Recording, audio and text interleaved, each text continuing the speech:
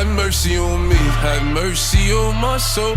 Don't let my heart turn cold. Have mercy on me, have mercy on my soul. Don't let my heart turn cold.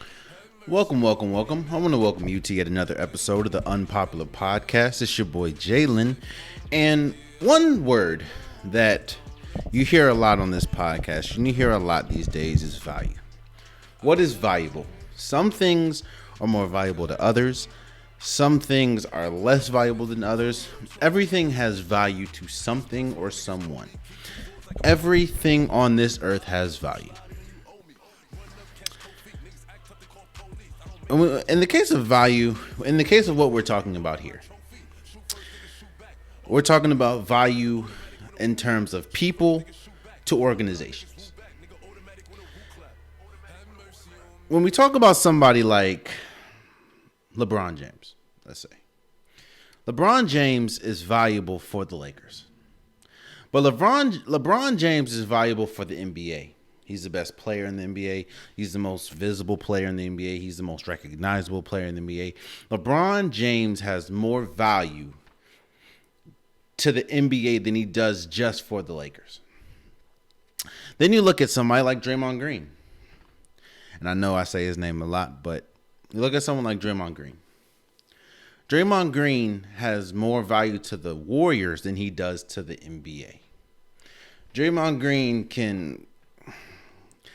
Green's impact or value to the Warriors is almost, well, you have Steph Curry, you have Klay Thompson, then you have Draymond Green. Some people will argue Draymond Green is the second most important player in Golden State just for what he does for that team. Now, if he went somewhere else, his value would diminish immensely.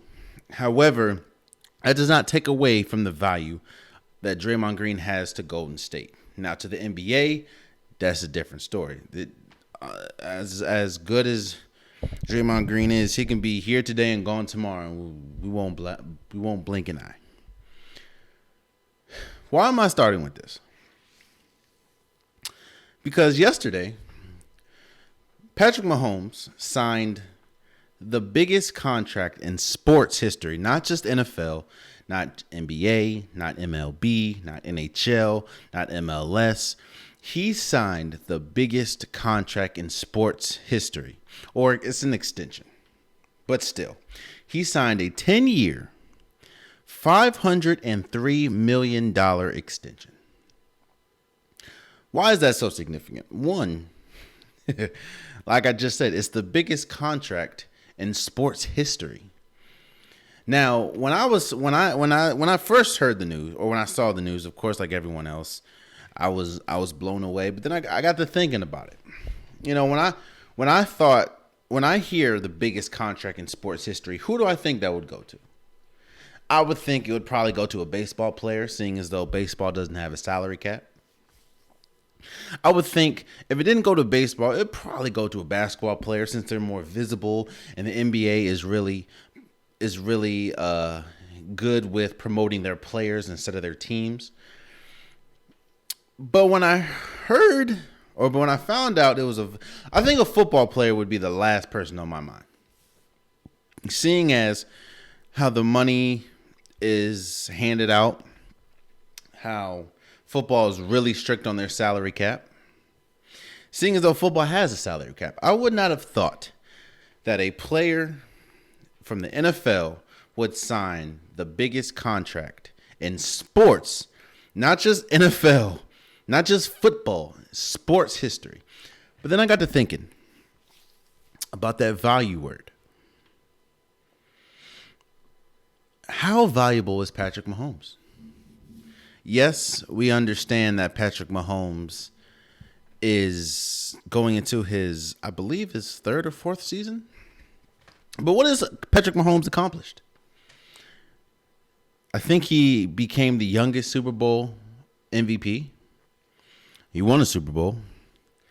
He was the leader of a historic offense in the Chiefs. And when you think about Patrick Mahomes, you think about, he kind of has that LeBron James factor. Now, no, I don't think he's as recognizable and as big as terms of popularity wise as LeBron James, but LeBron James is the face of the NBA. And LeBron James has been the face of the NBA probably since 2003 when he came in. Well, I'll say maybe 2009-ish, 10, because that's between 2003 and probably 2009, 2010. It was pretty much jockeying between him and Kobe Bryant. But LeBron James is undoubtedly the face of the NBA. Yes, you see how great Steph Curry is. He's not the face. You see how great Kevin Durant is. Hell, he hasn't played this year. You see how great Kawhi Leonard is. He doesn't talk. You see how great Giannis is. He's foreign, and I'm not saying there's no disrespect to foreign players, but he's not the face of the NBA. LeBron James is the face of the NBA. And he has been for years and years and years now. When you look at Patrick Mahomes, when we talk about talent, it's Patrick Mahomes, and then it's a very far gap. Now, yes, you can say a Russell Wilson.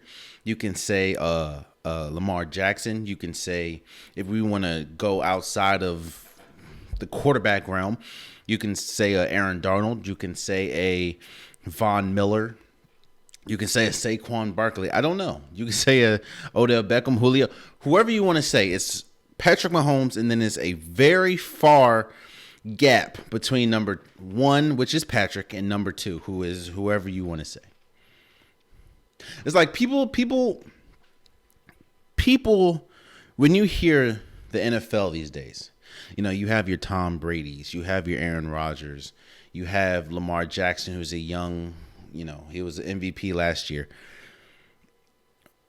But when you look at the game of football, none of them is even close to me to Patrick Mahomes. Patrick Mahomes maybe does not run as good as Lamar Jackson, but he can run. He may not be as gifted a passer as Aaron Rodgers was in his prime, but he is one of the most gifted passers we've seen. Patrick Mahomes is the face of the NFL. Now, yes, the NFL has the shield, and it's always going to be about the teams. But when we think about a player, the first player that will come to mind for years to come, barring an injury, Lord willing, Lord forbid an injury, or barring just a collapse that I don't see, Patrick Mahomes is the face of the NFL, and will be the face of the NFL for years to come. So then it goes back to value. Lamar Jackson, as great as he is, cannot or does not warrant a 10-year $503 million extension. As great as Tom Brady was, you know, winning 6 Super Bowls, pretty much single-handedly steered the dynasty that was the Patriots. And this might be crazy to say, but even Tom Brady, as great as he was, and more than likely is the GOAT, did not or would not warrant a 10-year, $503 million extension. And you ask why? Because of value.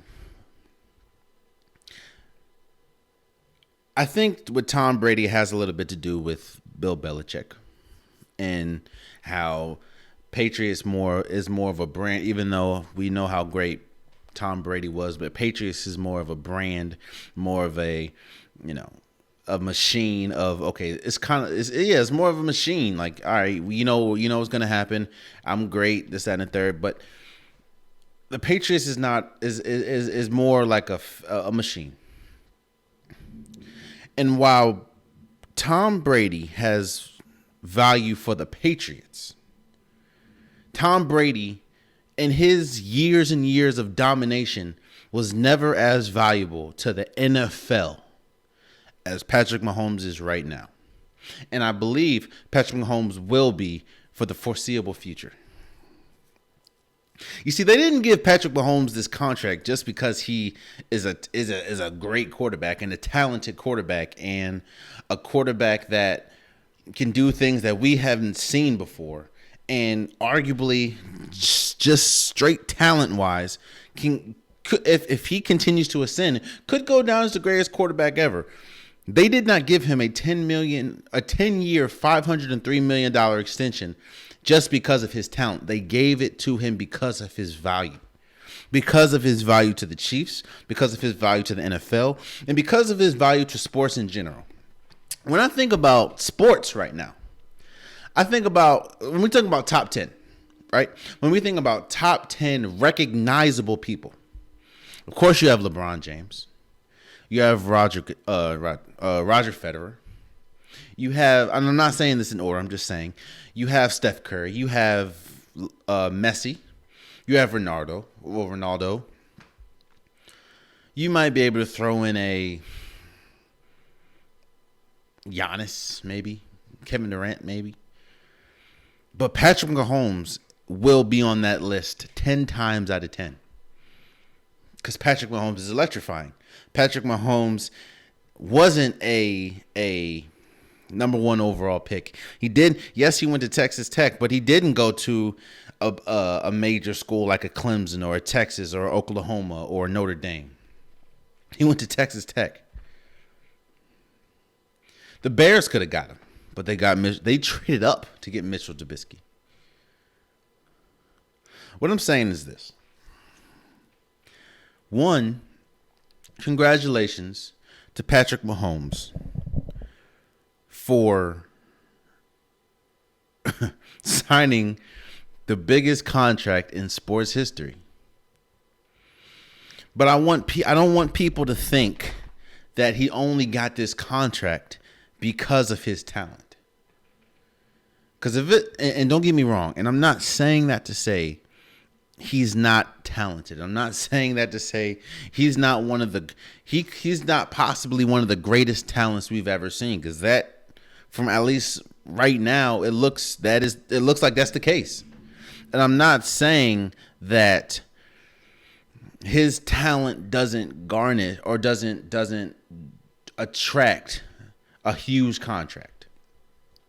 But I promise you, if Patrick Mahomes was not as marketable and wasn't as valuable, not to just his team, but to the NFL, he would not get that contract. In fact, let's talk about somebody else right now. And we talk about value, right? Look at Dak Prescott.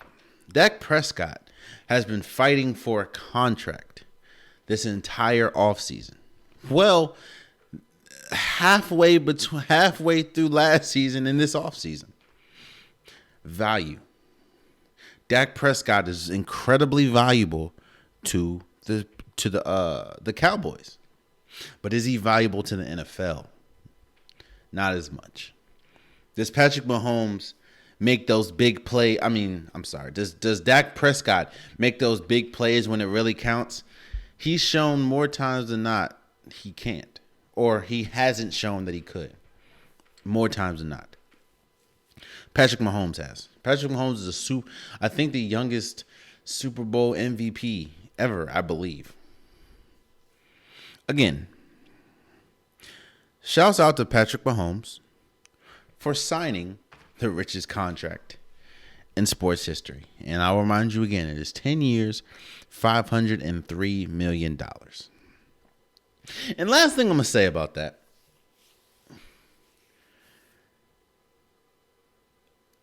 is I think that is a once in a generation contract.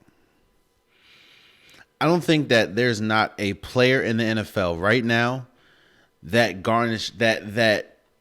could even come close to thinking about getting money like that. Now, yeah, Deshaun Watson is good.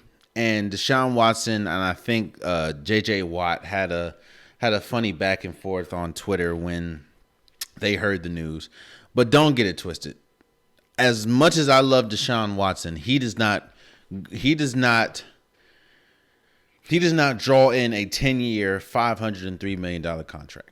This, to me, is once in a lifetime. I can't see Justin Fields, that's in Oklahoma, no, as in Ohio State right now. I don't think he will be good. I could be wrong, but I don't think he'll ever be good enough or valuable enough to demand that. Trevor Lawrence, I don't think he'll be that good. Joe Burrow, who we just saw have arguably the greatest statistically the greatest college football season ever. He won't act. Think about this. We've seen how great Tom Brady's been. We've seen how great Aaron Rodgers has been. We've seen how great, even though he is underrated, we've seen how great Russell Wilson's been. And I know, of course, the market fluctuates and everything, but even as great as those players have been, not once did we ever think they were worth $500 million. And if you think I'm wrong, think about this. Wherever you were when you heard about the Patrick Mahomes deal, like me, I was shocked. I was like, wow, 10 years? Because at first, the first reports were 400 plus. Then it was 470. And then I think the last report after incentives and everything was 503. And I remember thinking, and let me know if you thought this. I was like, damn, like 10 years? Wow. 503 million? Wow. That is huge. That's the most money I've ever seen. That's incredible. That's a long contract, 10 years, but hey, that's 503 million. There were so many thoughts that went through my head, and I'm sure there was so many thoughts that went through your head. But I'm almost sure not one time did I ever think Patrick Mahomes does not deserve that money. Not once. Now, I've thought about 503 million ways I could spend that money. I've thought about all the players that are now going to ask for something crazy like that. I thought about Dak Prescott. I thought about, damn, is there anybody else that deserved that? I don't think so. Like, I thought about a whole bunch of scenarios in my head, and a whole bunch of ideas came to my head. But not one time did I think Patrick Mahomes doesn't deserve that money. Not once. That is how you know that's how you know he's special. That's how you know he's different.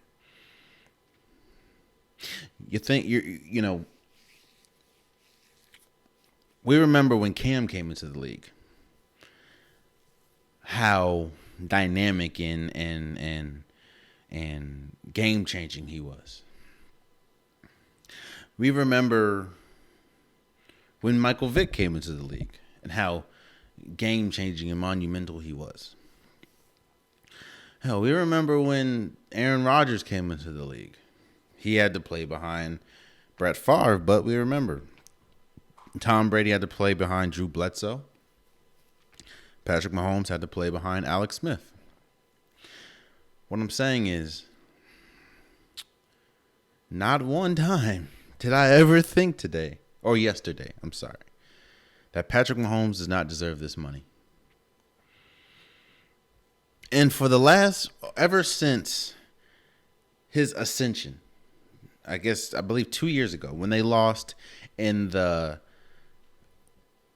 believe it was the AFC Championship, when they lost in the AFC Championship to the Patriots. That I thought then, like, when I think of NFL, I think of Patrick Mahomes. And There's not another player. Yes, I know how great Lamar Jackson is, and he could ascend to great heights. I believe he's going to continue to ascend. You know what it's like? It's like the Michael Jordan effect. Whoa. I know. I'm not saying Patrick Mahomes is Michael Jordan. What I'm saying is like the Michael Jordan effect. Michael Jordan is bigger than basketball. Michael Jordan is a global name. Now, do I think that Patrick Mahomes at this moment is a global name? I don't think so. But I do think that he has the potential to be. And I never thought that about anybody in the NFL except maybe one or two people. And that is Michael Vick, who didn't really make it to global, I don't believe, and Cam Newton. And we see kind of how that went down, or is going down.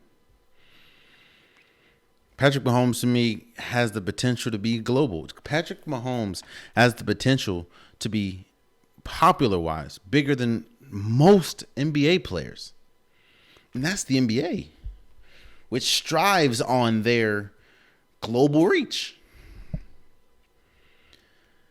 And because of that, and because of his value, and because of how good he is, and because of his potential, which is crazy that I think this is year 3 for him, and his potential, and he hasn't even reached his potential.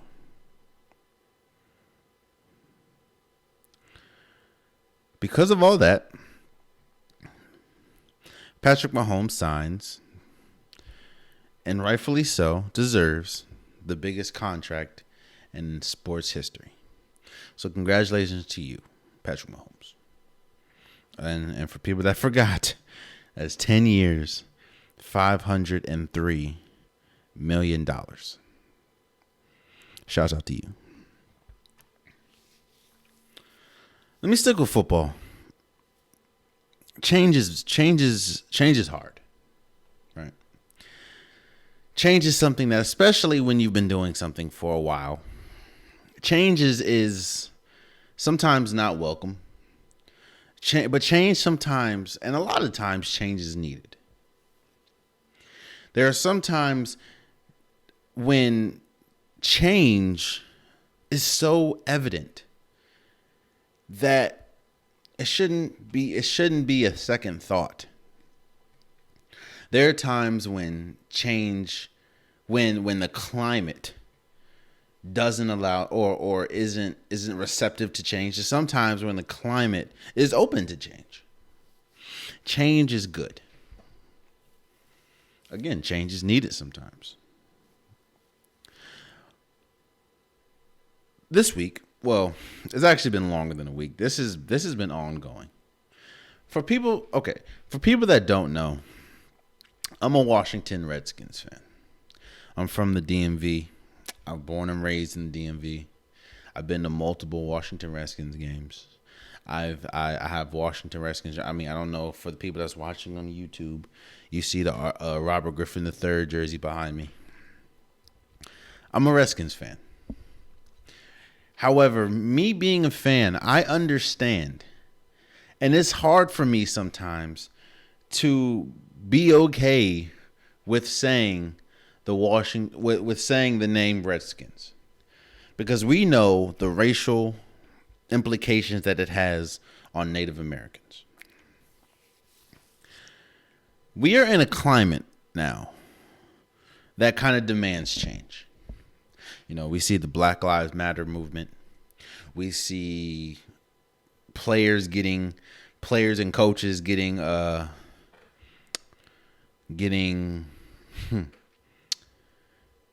pretty much their beliefs are getting put in the forefront of America. America's changing. You see people are showing their true colors these days. That's obvious. And change is needed. So with all that being said, last week, FedEx, Nike, and I think more sponsors pulled away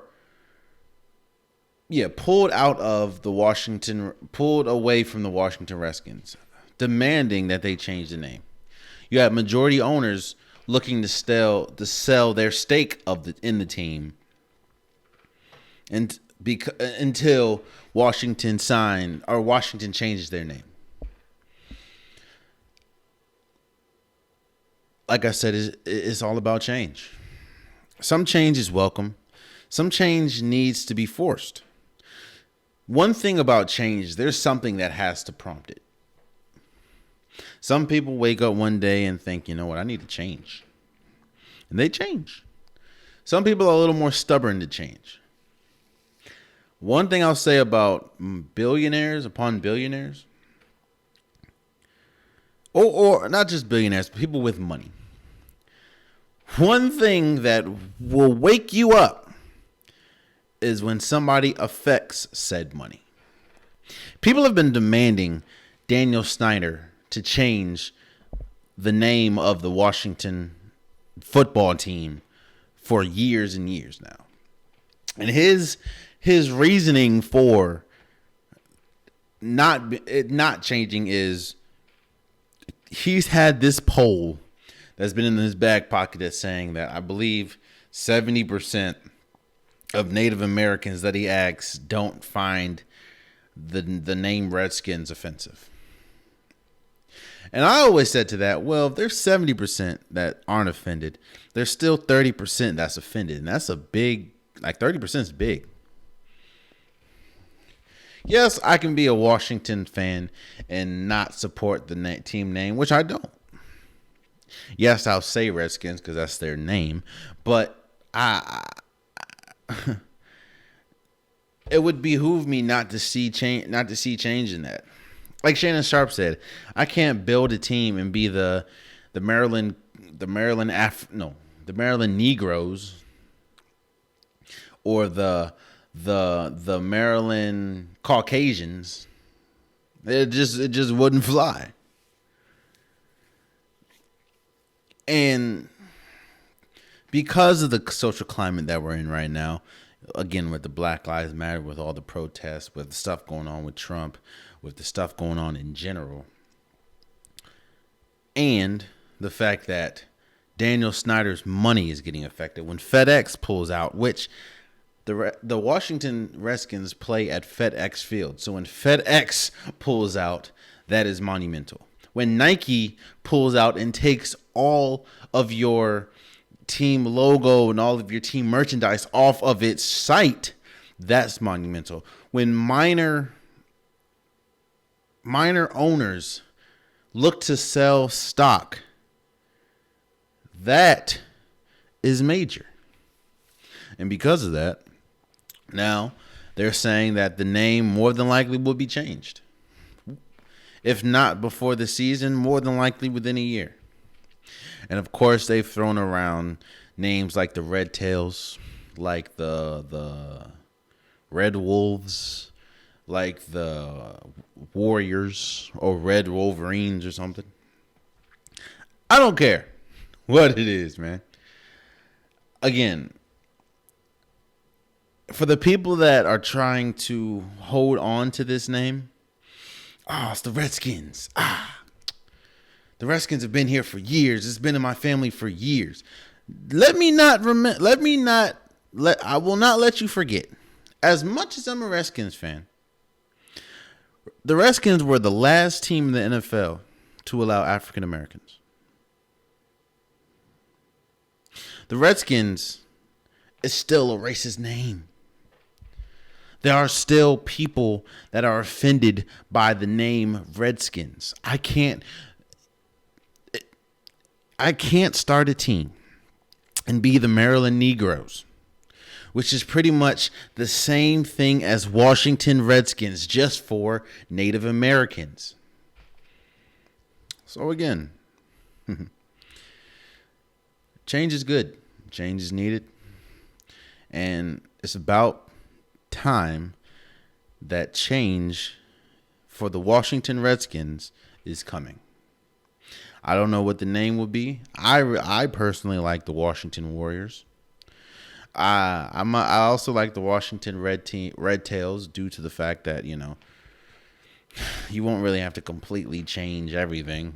Yeah, you'll change the logo, but you won't have to change everything.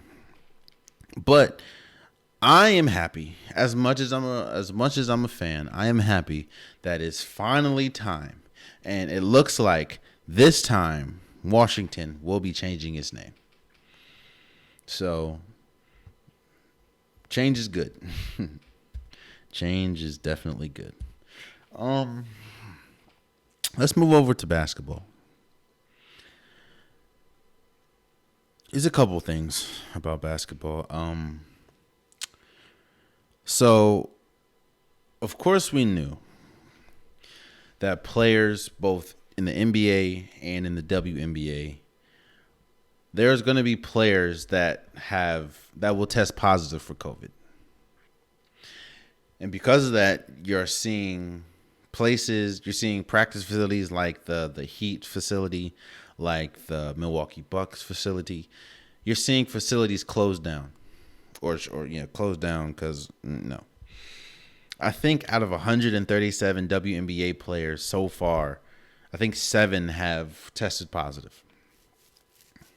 And of course, we knew this was going to happen because, we knew it was going to happen. At least 1 or 2 people were going to get it.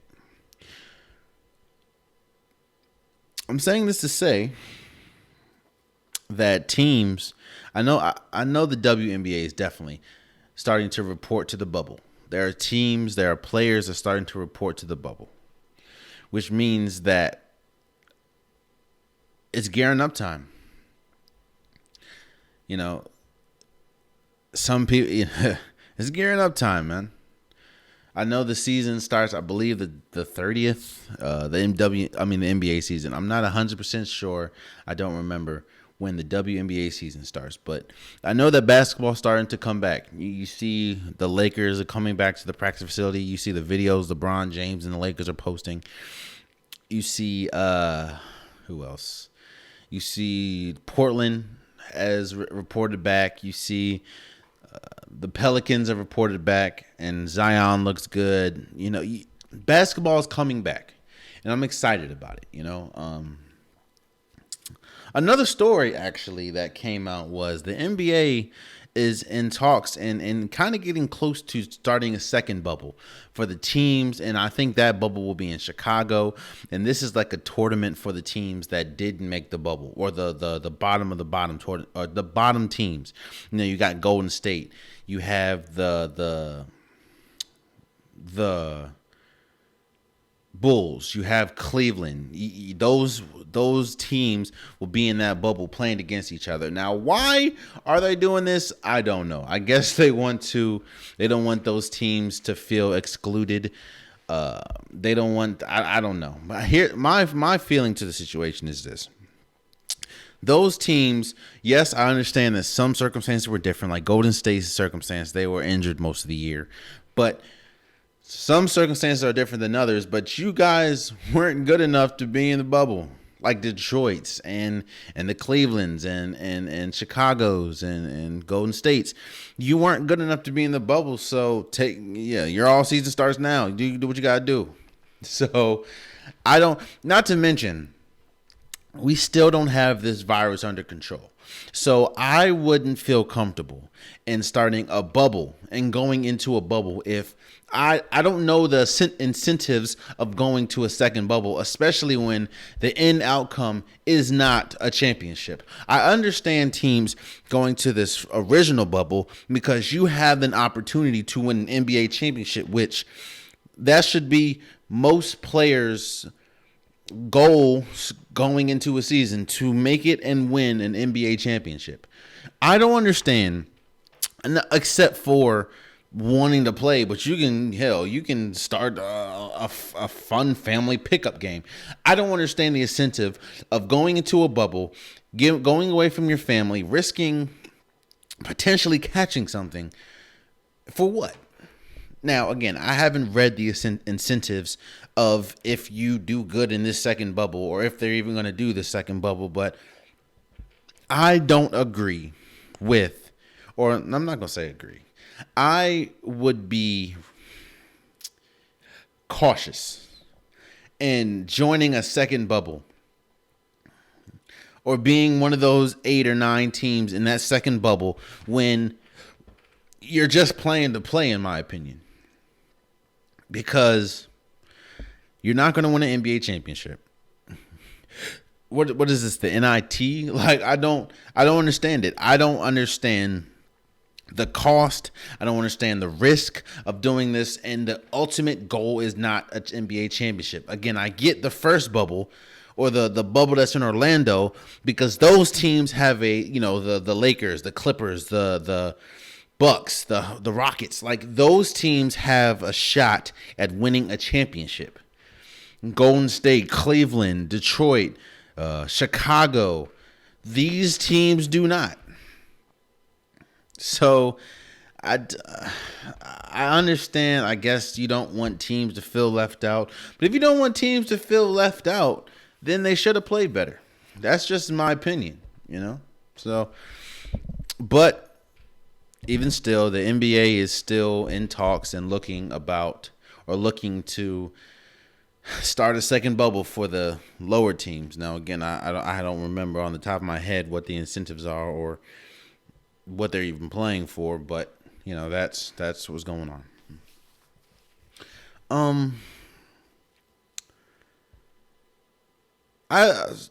Let's move on. So we've been talking about Mikey, I forgot his last name, the kid that's pretty much been saying, or the high school prospect that's pretty much been saying that he is thinking about going to HBCU. Of course, like we just talked about, or like we talked about a little earlier, the social climate and how being black is being black and supporting all things black are starting to be on Front Street. As terms of, you had Juneteenth come in. This year is the first year I think that Juneteenth got more press and more support than the 4th of July. You got, all I see on social media is support black, which I agree with.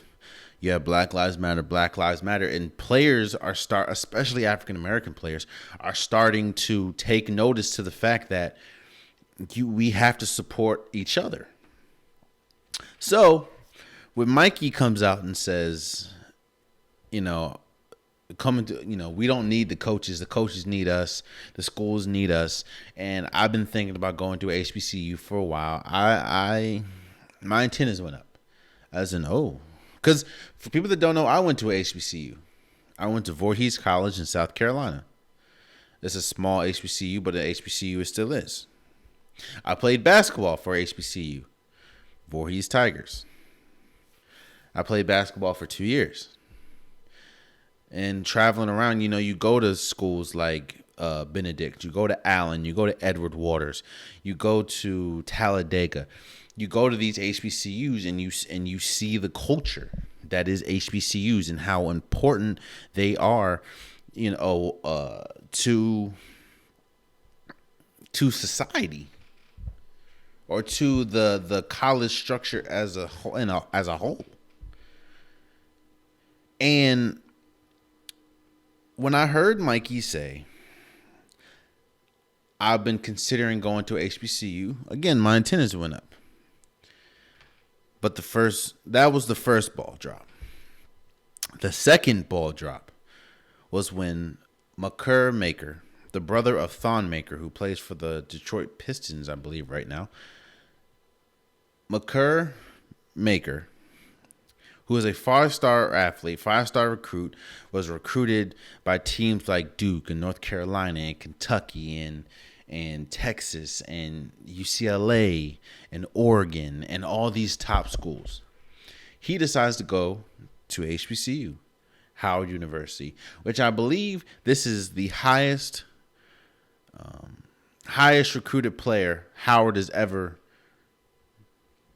accepted, or who I think this is the highest recruited player that's ever accepted at HBCU. No, let me not say that. I know this is the highest graded player that Howard's ever got. And it's like a tidal wave, man. A tidal wave can come fast, or a tidal wave can build up. But when it's coming, it's coming. And it's impossible to stop. Mikey was the first drop. And I want to shout out to Makur Maker for pretty much putting his actions where his mouth was. Now, no, he didn't come out and say, we should support HBCUs, but he understands the importance of HBCUs. He understands the importance of his brand, of his name. He understands the importance of HBCUs.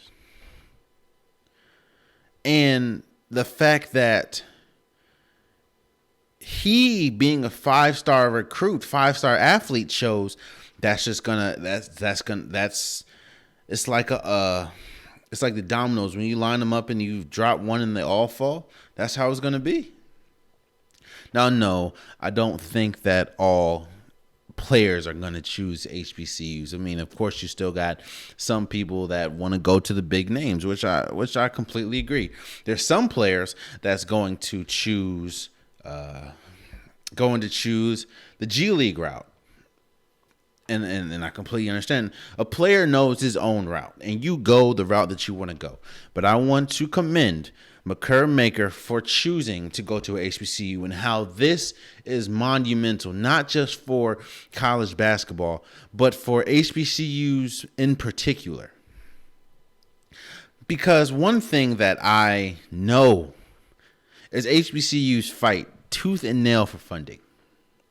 They fight for funding for the teams. They fight for funding for classes, for facilities, for dorms, for housing. They fight for funding time after time after time.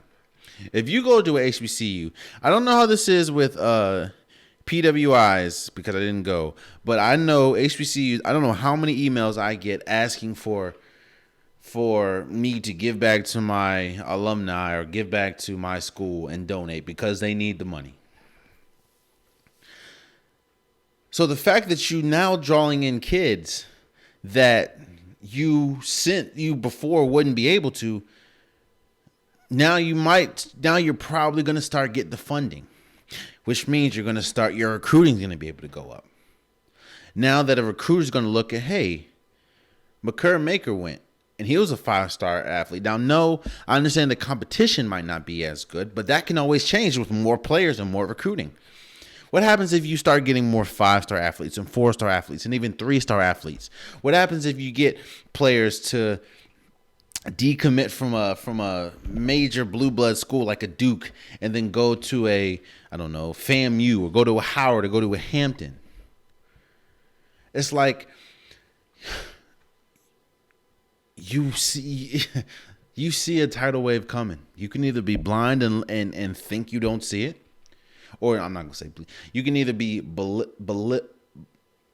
oblivious to it, or you can take it for what it is, as this is a tidal wave coming and I have to move accordingly.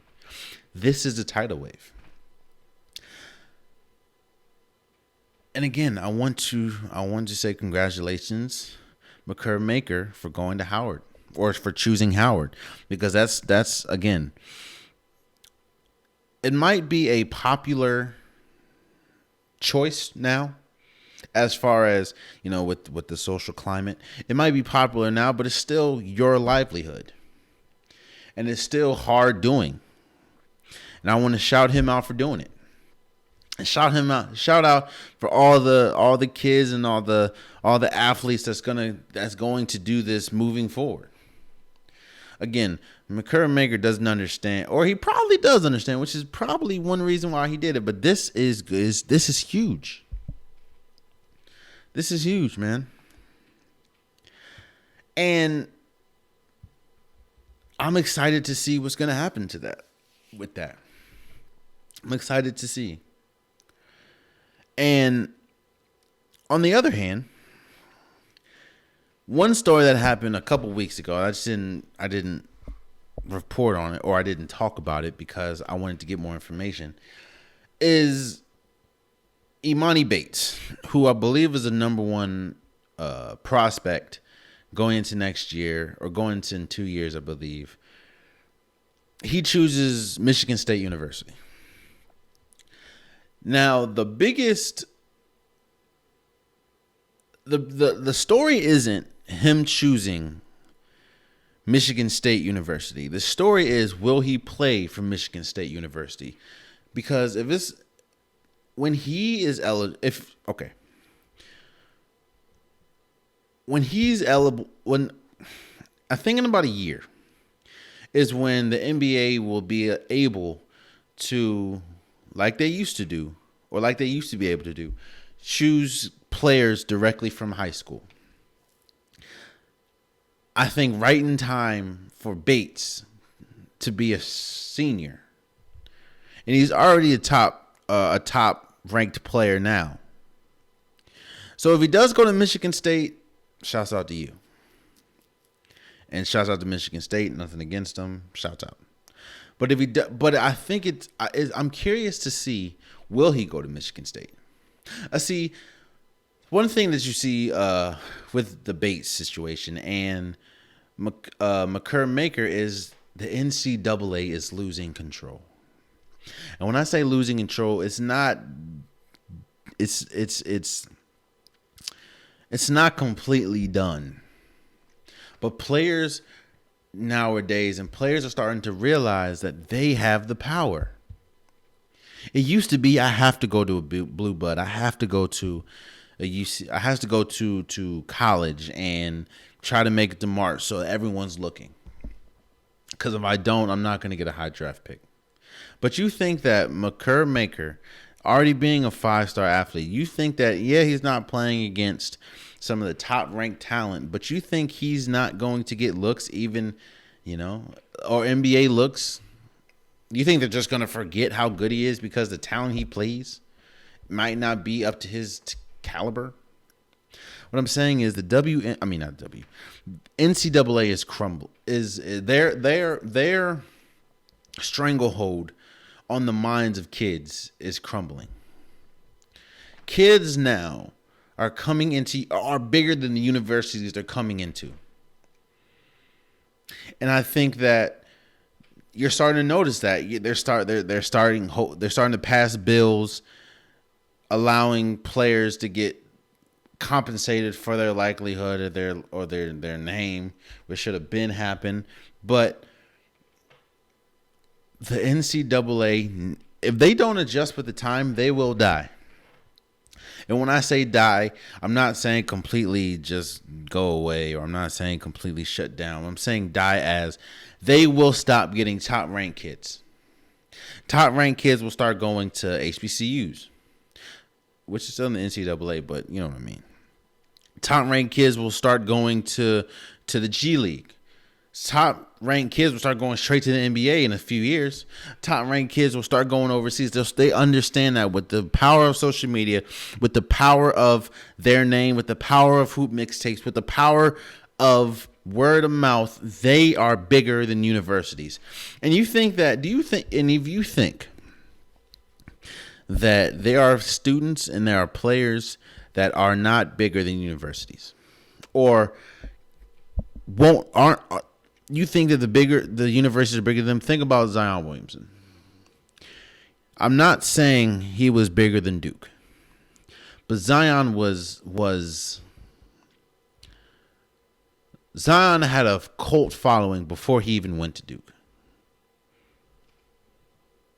Now, Duke put him on a different platform, but there's not one person in America that would have thought Zion Williamson needed Duke as much as Duke needed Zion Williamson.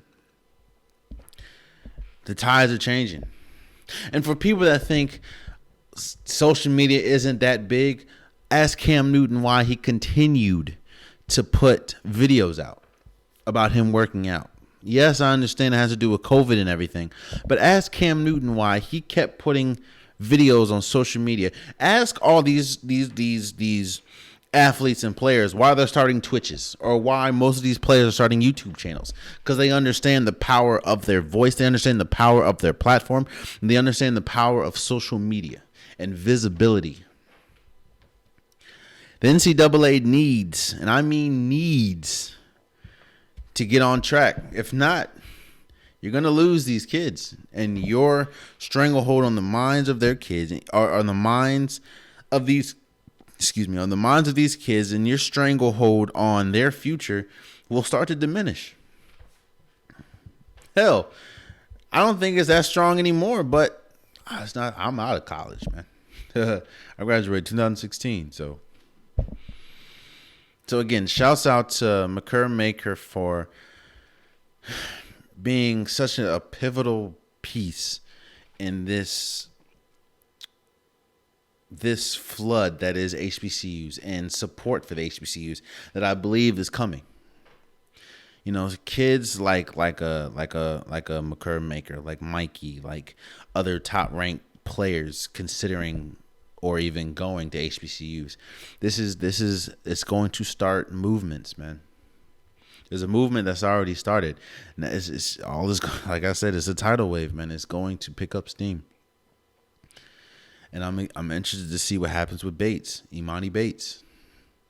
If he goes to Michigan State, shouts out to Michigan State, shouts out to Imani Bates, do your thing. But there's an option, if he stays, I mean, there's a good chance he never plays and goes straight to the NBA. So shouts out to him, man. And before we go, one thing that has to happen is we have to give flowers where flowers are due. There are people that see things that happen and see injustices that happen, and they let it go. It doesn't affect them. They feel it, but they don't say anything. They don't act. There's people that go with the mindset of, this has nothing to do with me, so I'm not going to get involved. I mean, it has something to do with me as far as emotionally, but I'm not going to get involved. Then there's some people that risk their careers or put their careers on the line for the betterment of a movement, like Colin Kaepernick. Colin Kaepernick put his career on the line to bring focus on the injustices that African Americans have faced due to the hands of the police, and brings awareness to how veterans are being treated once they come back from serving. He put his career on the line, and he hasn't played since. Then, or somebody else in that category. And why we're here today, or what I'm talking about, is Maya Moore. I want to congratulate Maya Moore. Maya Moore, now I'm not saying her career is over. I'm not saying that at all. Of course, she can come back and still be as great as she was. I think she only has been gone for like 3 years. 2 or 3 years. I'm not 100% sure. I believe it's 2 or 3 years. But we're talking about Maya Moore. Maya Moore can go down as one of, if not the greatest women's athlete ever. One of, if not the greatest. From her dominance at UConn to her dominance when she went to Minnesota.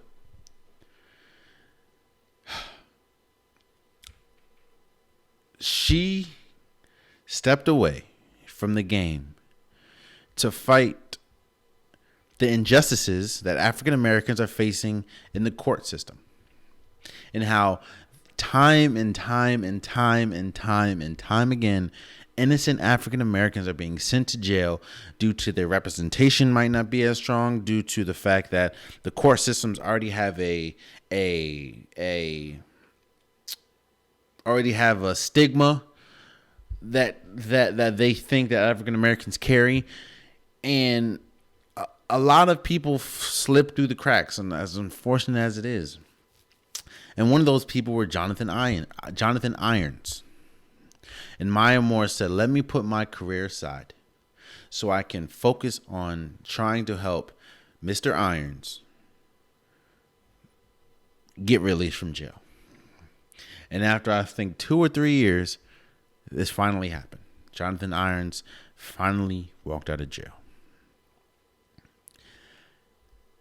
Maya Moore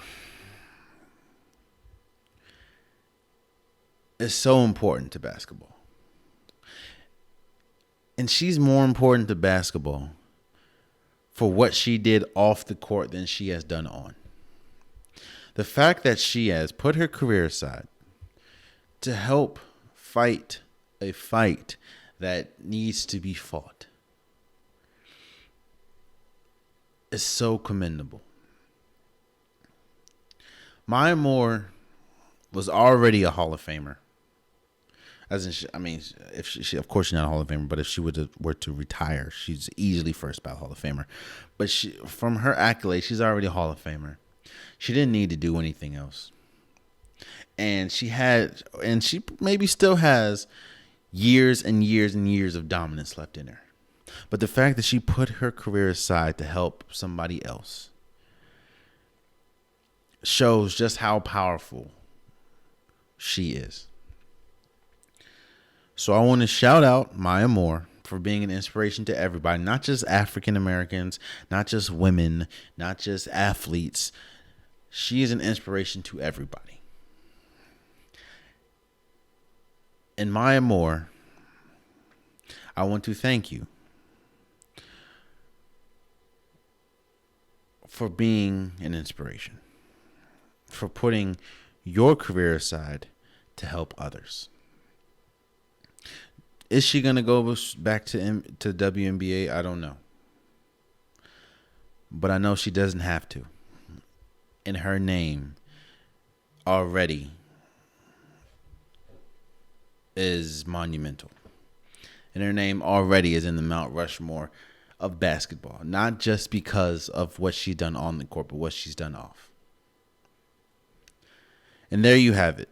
I want to thank you guys for listening. I want to thank you guys for being here. I want to thank everyone that supports and that continues to support. Please subscribe. Please subscribe. Please subscribe. I appreciate you guys. I love you guys. Please tell a friend to tell a friend to tell a friend. Tweet the episode or tweet the podcast. Instagram the podcast. The links are in the description below. I appreciate you guys. And thank you for the support. And until next time, much love. In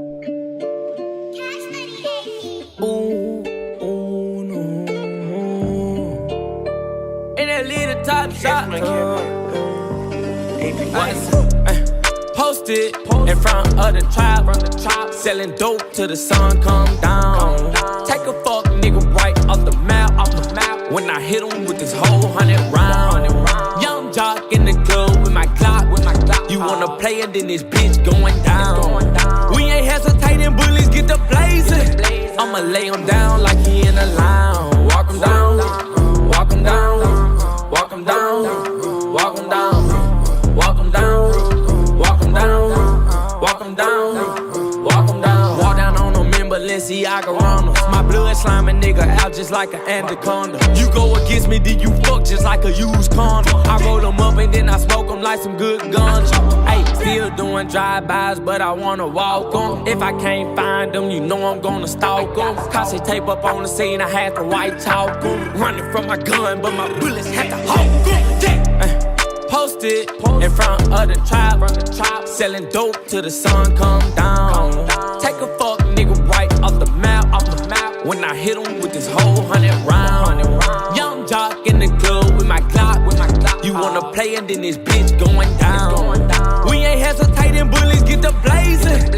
I'ma lay him down like he in a lounge. Walk him down, walk him down, walk him down, walk him down, walk him down, walk him down, walk him down, walk him down. Nigga, I was posted on the corner where the J's at. Roll up in the 4x4, pull up at the corner. And I got red in my drink when I poured soda. I remember praying that the feds never take the Motorola. Chopper got the chopper, make him do a backflip. Pay my dog down and walk him down, he need the racks, bitch. I been drinking, I been taking all this codeine to the face. Got a lot of M's in the safe. Caught a murder, then I beat the case. I was just about to do the race. Posted in front of the tribe, selling dope till the sun come down. Take a fuck nigga right off the map, when I hit him with this whole 100 round. Young jock in the club with my Glock. You wanna play it, then this bitch going down. We ain't hesitating, bullets get the blazing. I'ma lay him down like he in a lounge. Walk him down, walk him down, walk him down, walk him down, walk him down, walk him down, walk him down.